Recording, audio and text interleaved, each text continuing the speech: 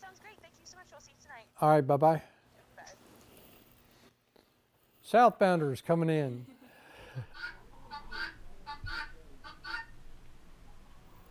My name is Joe Mitchell.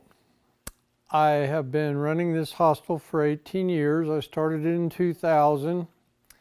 It was by a freak coincidence that I got started doing it. An old man came into the store I was working at and asked me if I knew a place where he could pitch a tent. I let him stay here. He took a shower and I washed his clothes. And then when he came back, we were playing chess and he said, "Joe, you should open a hostel here."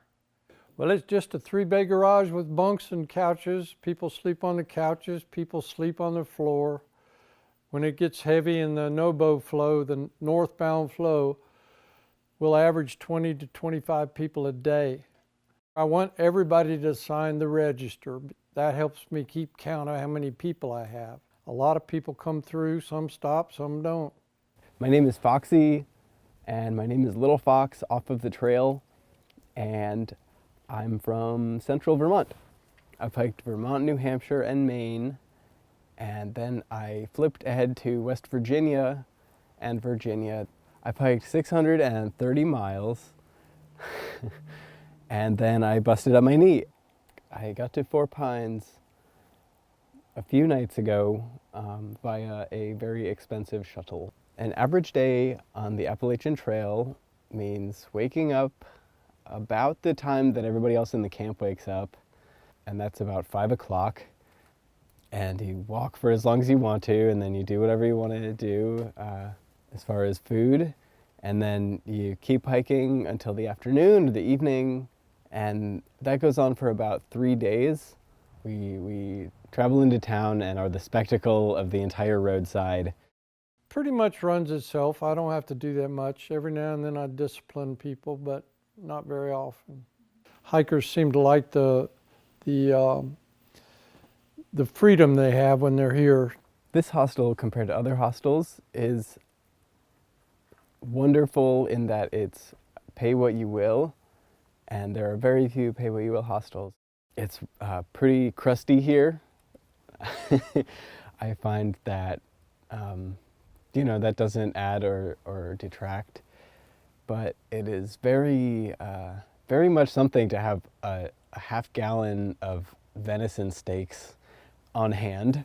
The wood stove is totally hiker maintained, and if you need more wood, then you split more wood yourself.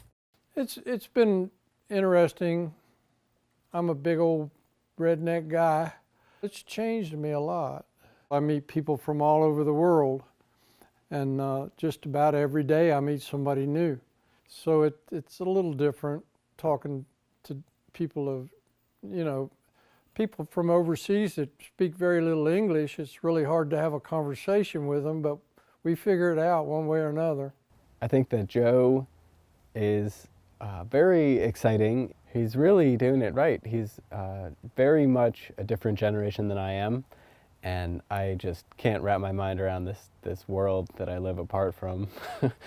This right here is what hikers enjoy the most, just sitting down and resting.